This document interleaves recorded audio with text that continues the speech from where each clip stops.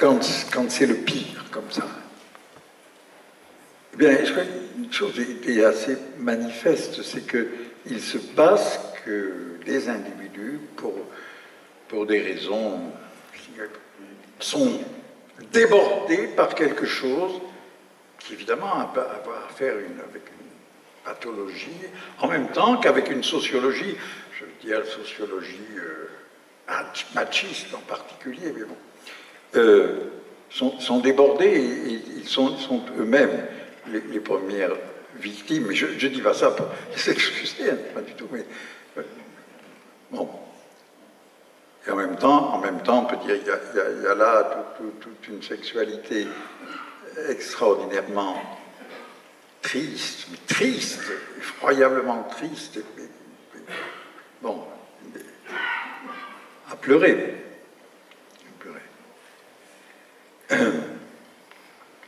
Mais en même temps, d'autre part, quand même, pour autant que nous ne soyons pas emportés par une pulsion, disons, aussi terrible que celle qui peut faire violer, ce qui est d'une certaine façon un peu difficile même à se représenter, à imaginer comme une jouissance sexuelle. C'est une autre jouissance. C'est plutôt une jouissance sans jouissance. C'est une sorte de désespoir qui s'exprime là-dedans. Bon. Mais même en dehors de ça, nous savons tous aussi très bien que le sexe qui, comme je dis, est toujours là, nous traverse toujours d'une manière ou d'une autre, il est aussi incroyablement difficile, mais pas difficile au sens où, encore une fois, où il y aurait un bon... Non, c'est jamais... Le sexe, c'est jamais donné. C'est jamais donné, d'ailleurs. Toutes les histoires amoureuses, sexuelles, qu'en particulier on peut voir au cinéma, elles comportent tout le plus souvent soit un élément d'excès, d'explosion, disons, extatique, soit justement un moment ou un aspect de l'hésitation, de la fragilité. Est-ce qu'on va y arriver? Je ne parle pas seulement en termes de puissance ou d'impuissance masculine ou féminine, c'est pas la question. C'est pas la question. La question, nous le savons tous, c'est que dans un rapport passé au sexe, clairement, passé au lit, c'est-à-dire aussi passé à la nudité d'abord, c'est prodigieusement fragile, dangereux, risqué. Et il y a beaucoup de raisons pour que ça ne marche pas bien. Et personne, je pense, personne ne peut avoir sur toute sa vie une sexualité tout le temps simplement heureuse et triomphante. Ça c'est encore une des grossièretés mensongères et lamentables qui se trimballent dans le monde. Sauf que aujourd'hui, il est extrêmement frappant qu'il semble, mais ça c'est dans les tout derniers temps, et c'est quelque chose, on dirait, ni dans le livre de Mehdi, ni dans le mien, nous n'avons au fond parlé. Alors depuis, nous avons fait un assez long dialogue ensemble, qui sera publié, je pense, dans quelques mois, et là nous en avons un peu plus parlé, parce que maintenant, de plus en plus, l'actualité du sexe est une actualité de méfiance, de défiance. Et voilà, je vais tout résumer dans les 2 derniers articles qu'on m'a communiqués, je ne les ai pas trouvés moi-même.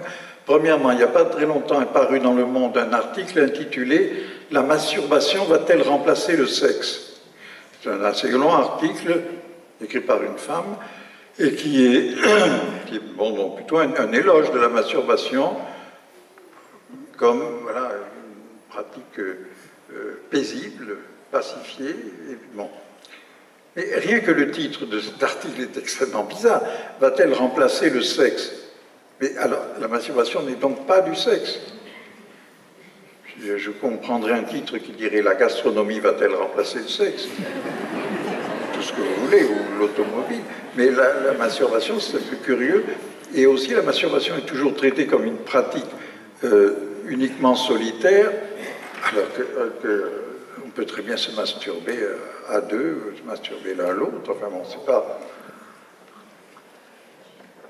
Non, c'est extrêmement frappant parce que ça, c'est une première image d'un écart par rapport à quoi? Par rapport au rapport. Bon, et deuxième exemple, c'est très récemment que j'ai reçu, en plus c'est drôle parce que je l'ai reçu de quelqu'un qui m'a envoyé ça d'Inde, dans un journal indien, était reproduit un article paru à propos de l'ouverture à Turin, très récemment, il paraît, du premier, enfin je ne sais pas bien compris si c'était vraiment le premier en Europe, mais enfin en tout cas un important, une inauguration quand même, d'un bordel de poupées en latex. C'est un bordel où il n'y a pas de prostituées. Oui, il y a, d'ailleurs, je me rappelle bien, puis j'étais tellement fasciné, j'ai bien retenu, dans ce bordel, il y a 6 poupées filles et 2 poupées hommes. Et voilà, il y avait d'ailleurs une photo d'une de ces filles. Il y avait tous les détails sur le prix que ça coûte, etc. Et le bordel interrogé avait dit qu'il ne pouvait plus faire de réservation jusqu'à Noël. Et oui, ça nous fait rire. C'est une chose sur laquelle j'aimerais pouvoir m'arrêter, mais on ne peut pas tout faire. Mais le sexe, ça fait rire, ça. Et le rire, c'est toujours la traduction, bon, on pourrait dire dans une certaine veine psychanalytique, d'une angoisse, mais même sans dire d'une angoisse, le rire, c'est la traduction de... Alors, on se sent devant quelque chose qui déborde, qui n'est pas possible à évoquer ou ridicule, mais qui s'effondre dans quoi? Dans le rien, comme dit Kant, on rit toujours de ce qu'une entreprise n'aboutit pas, tombe hors de son projet.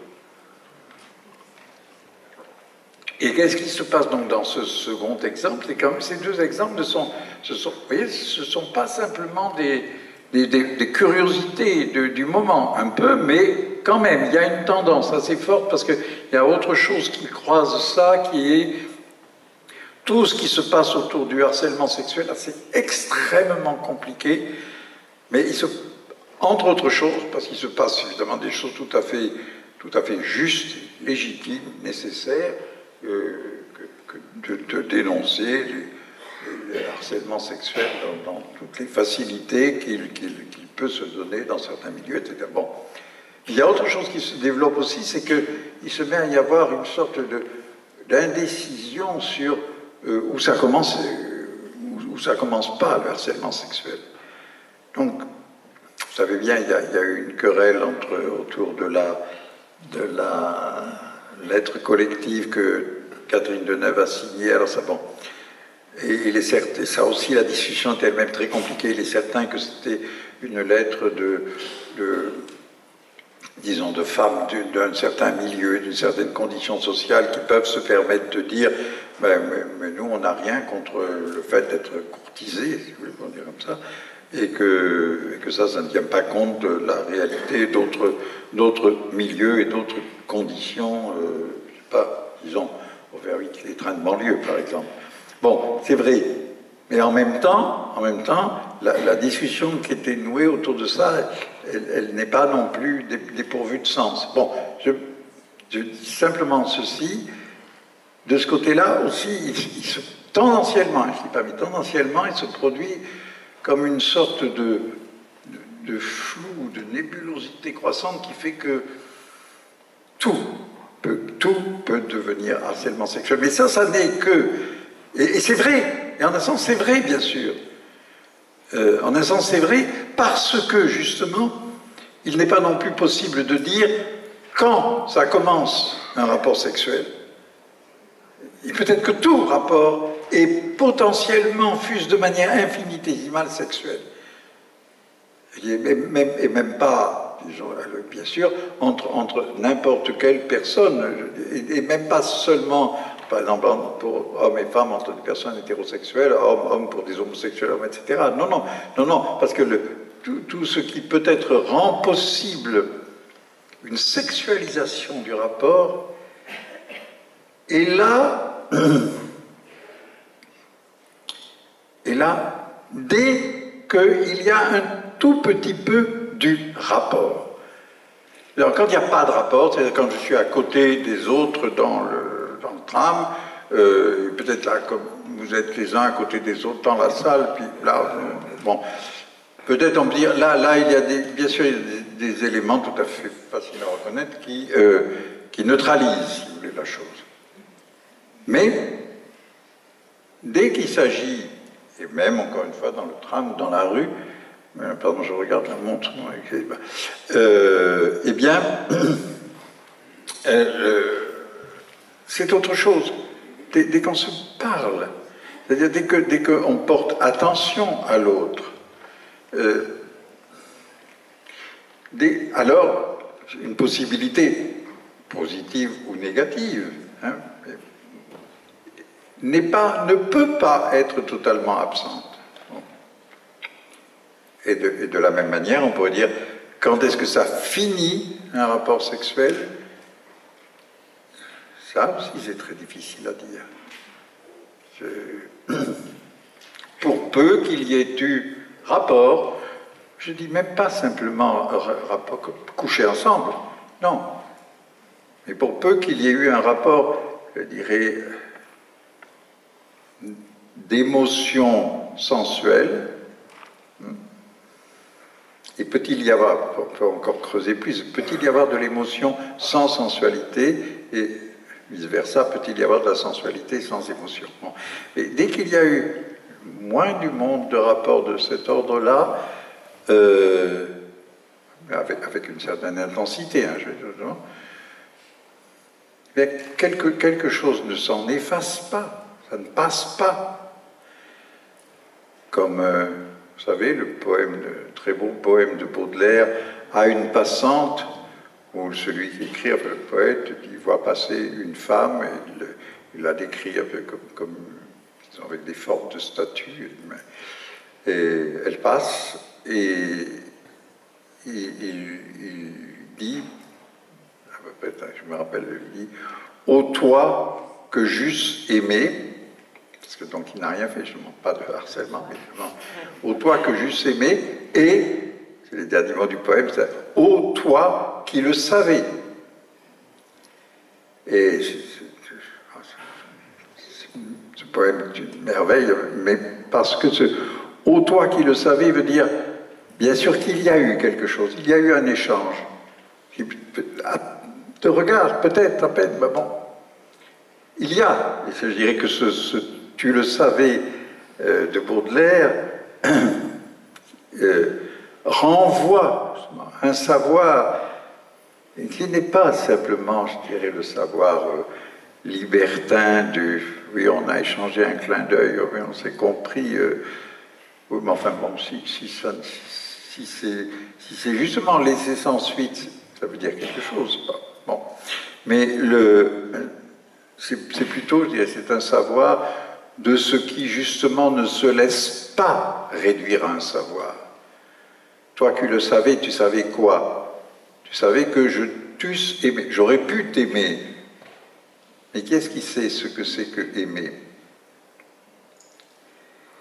Et je dirais, je peux là que le poser comme ça, comme un axiome, parce que je ne peux pas m'y arrêter plus, je dirais, il n'y a pas de sexe qui soit purement et simplement, complètement indépendant de tout amour. Bon, disons si vous voulez, bon, il n'y a pas de sexe sans tendresse. Le sexe sans tendresse, résolument sans tendresse, pas à l'intérieur d'un jeu qui peut être un jeu, même si on veut, sadomaso, ou bien, comme aujourd'hui, c'est la mode, le rapport de domination-soumission, alors on dit quoi? On dit non, DS. D bar S, aujourd'hui, je ne savais pas, mais ça, c'est Mehdi qui me l'a appelé. Parce que Mehdi, qui est bien plus jeune que moi, il est beaucoup plus savant. D bar S, aujourd'hui, ça veut dire domination-soumission. c'est sadomasochisme, mais doux.